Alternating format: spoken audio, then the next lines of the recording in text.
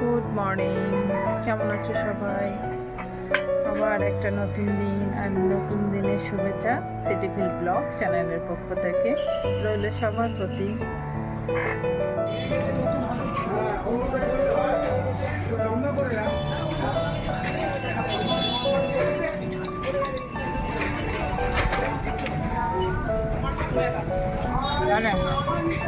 লাগবে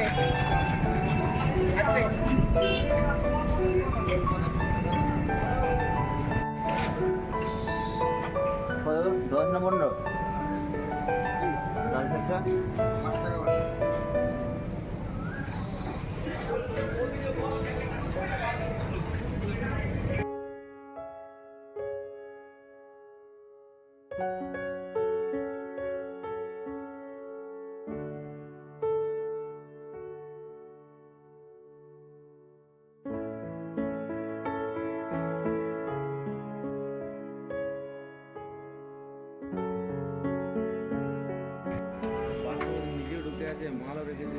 মানে এটা বাক্স,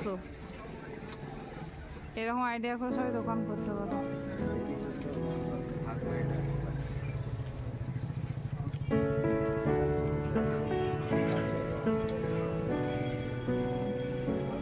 দারুণ বোর্ড দেখে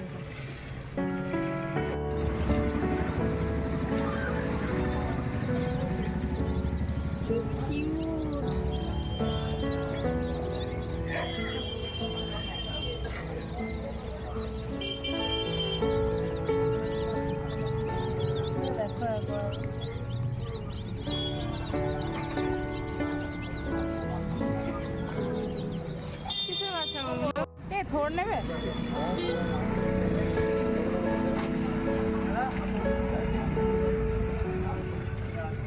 তোর কত করে 10 টাকা নাকি?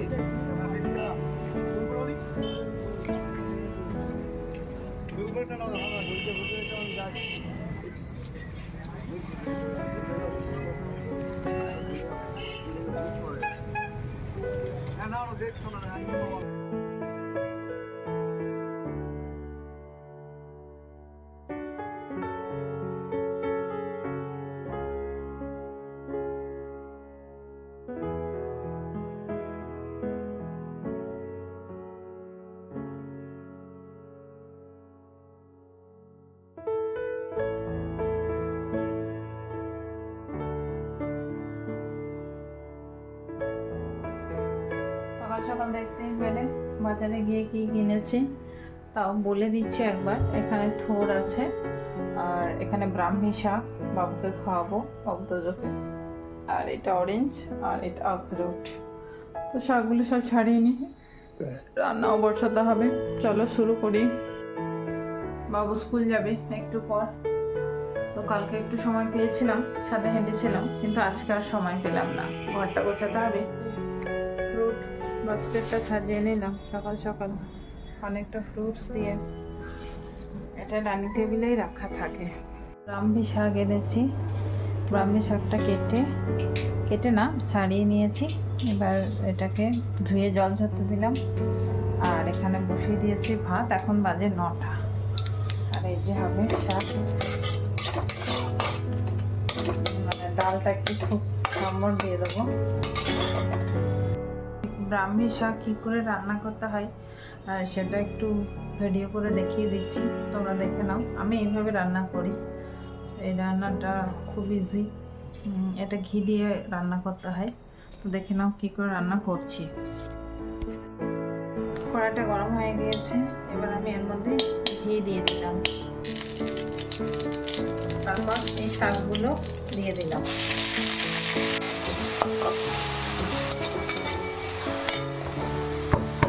এই শাকটা খুব উপকারী, মানে যেসব বাচ্চা পড়াশুনো করছে সেই সব বাচ্চাদেরকে খাওয়ানো দরকার। এতে অনেক স্মৃতিশক্তি বাড়ে। আমি মাঝে মাঝে নিয়ে এসে খাওয়াই, বাবু এটা খেতে ভালোবাসে। অনেকটা তিতো হয়, তোজো খেতে চায় না, কিন্তু বাবু খায়, যেহেতু এটা তোমার দিয়ে ভাজা থাকে ঘি দিয়ে, সেই কারণে। এবার এভাবে নাড়িয়ে নেবো।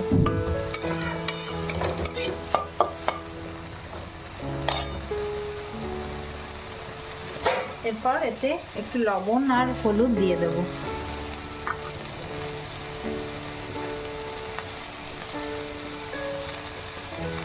একটু লবণ দিয়ে দিলাম আর দেব হলুদ, অল্প পরিমাণ, একদম অল্প।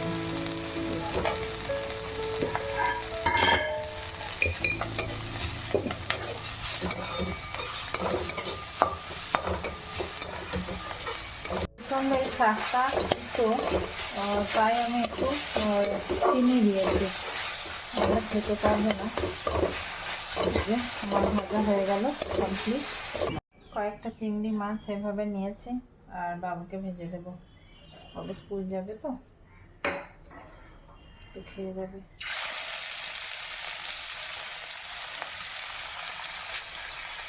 তাড়াহুড়ো করে রান্না করছি, কালকে সেরকম কিছুই রান্না করিনি, তোমরা দেখেছো। আজকে জোরটার দিয়ে শুরু করেছি রান্না করতে। অনেকক্ষণ পরে আবার তোমাদের সামনে এলাম। এখন স্নান টান সব কমপ্লিট হয়ে গিয়েছে, রান্না তো হয়েই গেছে অনেকক্ষণ আগে। এবার আমি গপু সোনাকে স্নান করাবো। তো গপু সোনাকে স্নান করাবো, দেখতে থাকো। আর আজকে খুব সুন্দর একটা ড্রেস পরাবো গপু সোনার। আজ রাধারানী স্নান করাবো না, অন্যদিন রাধারানী গোবিন্দের হবে, আর আজকে গপু সোনার স্নান হবে। আর সিঙ্গারটা কিন্তু খুব সুন্দর করাবো, দেখতে থাকো। আচ্ছা, আমি পুজো করতে যাচ্ছিলাম, তো তোমাদেরকে বলিনি তোজো কী করছে বা তোজোর বাবা কী করছে। আমাদের ঘরে বিপদ আর পিছন ছাড়ছে না আর কি। তো তোজোর হঠাৎ করে একটা দাঁতে প্রচণ্ড ব্যথা, আর ব্যথা আর দাঁতের নিচে অনেকটা মাড়ি ফুলে গিয়েছে। দেখো, দেখতে পাচ্ছ মাড়ি ফুলে গিয়েছে কেমন। তো স্কুল যাওয়ার সময় অত ব্যথা হয়নি, স্কুল থেকে আসার পর খুব ব্যথা, লবণ দিয়ে দিচ্ছে, তারপর ওইখানে হাত দিয়ে দিয়েছে, তখন ব্যথা হচ্ছে, অনেক ব্যথা হচ্ছিল। তো তারপর বাবা ডাক্তার দেখাতে নিয়ে গেছিল। তো একবার শুনে নাও ডাক্তার কি বলেছে। ডাক্তার তো বেশ কিছু ধরে দিল, ওষুধ লিখলো। তার আগে যেটা দরকার চেক আপ করার, চেক আপ তো ভিডিওতে দেখতেই পাবে। এরকমভাবে এক্স রে পাঠিয়েছে। এক্স রেতে যেটা দেখাচ্ছে সেটা হচ্ছে এই যে এই দাঁতটা, এই দাঁতটার নিচের যে দাঁতটা আছে সেটা বেরোতে 2 বছর লাগবে। আর এই দাঁতের এই গোড়ার এই জায়গাটা করে পুঁজ হয়েছে, সেই পুঁজটা ওই মাড়ি ফুলে ওরকমভাবে বেরোনোর চেষ্টা করছে।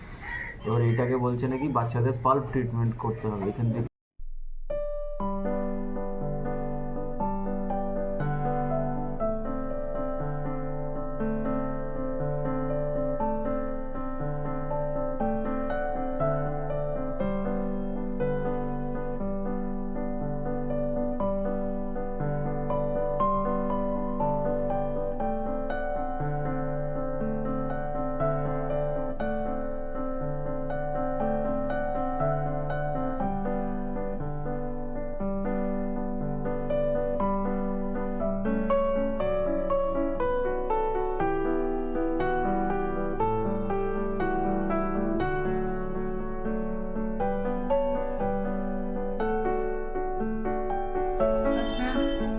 লাঞ্চ মেনুটা একটু দেখিয়ে দিই। এখানে একটু ছাতু মাখা, আর এই যে ওর ভেজেছি সর্ষে দিয়ে, আর বিউলির ডাল, এটা আমি আমার লাঞ্চ। আর ওর ডাল, এখানে মাছের টক বানানো হয়েছিল, ওর চিংড়ি মাছ ভেজেছি আর আলু সিদ্ধ, এটাই লাঞ্চ মেনু। লাঞ্চ করে নিই, আবার দেখা হচ্ছে পরে। তো 2 দিন ধরে এরকম হচ্ছে প্রবলেম।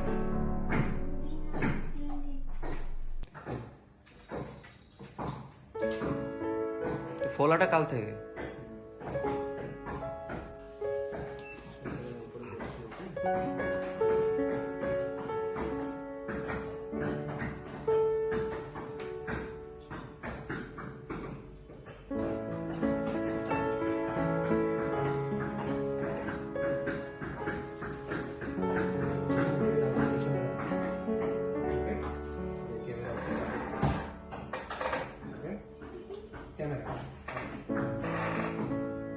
আরে ভয় খাওয়ার কিছু নেই।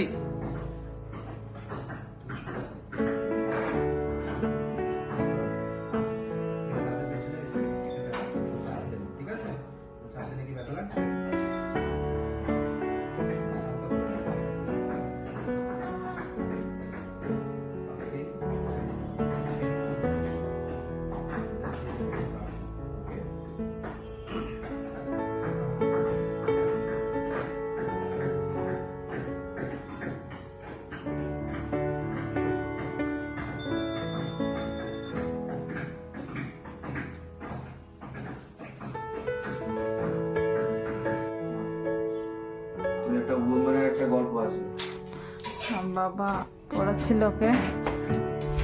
এই সার্চ মার মোরাল স্টোরিজ অন কাইন্ডনেস বলে, দেখ পেয়ে যাবি। ওয়ান্স আপন এ টাইম দেয়ার ওয়াজ আ উম্যান, এরকম ভাবে লেখা আছে, দেখ ওই।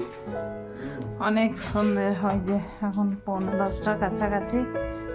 আর তোজো বই গোছাচ্ছে কালকে স্কুলের। বাবু দেখো কি করেছে গোটা। ডিনার নিয়ে বসে গেছি আর ও করছে। একটা নেবো প্লিজ, একটা নিয়ে নাও ওর থাক না প্লেটে। প্লিজ। চলো ডিনার করে নিই, শুয়ে পড়বো। সন্ধ্যা থেকে সেভাবে ব্লগ শেয়ার করিনি, পড়াশোনা চলছে এখন, এক্সাম যেহেতু। আর ব্লগটা বড় করব না। যদি ভালো লেগে থাকে তাহলে একটু লাইক, শেয়ার আর সাবস্ক্রাইব করো। আজকের মতো গুড নাইট, দেখা হবে অন্য আরেক নতুন ব্লগের সাথে। সবাই ভালো থাকবে, বাই বাই।